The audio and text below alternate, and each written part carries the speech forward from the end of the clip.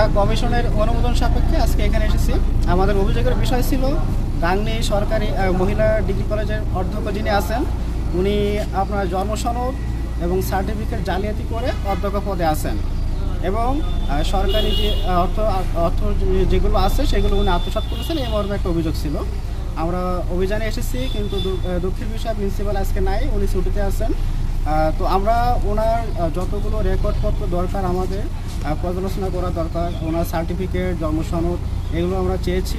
উনি আমাদের রেকর্ডপত্র দেওয়ার পরে আমরা পর্যালোচনা করে আমরা সিদ্ধান্ত নেব এবং পরবর্তী বিষয় অত্র কলেজের যতগুলো আপনার দোকান ছিল বা আপনার পুকুর লিজ দেওয়া এগুলোর বিল ভাউচার আমরা চেয়েছি, কিন্তু তৎক্ষণাৎভাবে উনি আমাদের কোনো রেকর্ডপত্র দেখাতে পারেননি, বলেছে পরে আমাদের কাছে সরবরাহ করবেন। তো আমাদের কাছে প্রাথমিক দৃষ্টিতে মনে হয়েছে দোকান থেকে বা পুকুর থেকে যতগুলো টাকা কালেক্ট করা হয় এগুলো কোনো তথ্য আমাদের কাছে দেওয়া হয়নি বা আমাদেরকে সরবরাহ করেনি।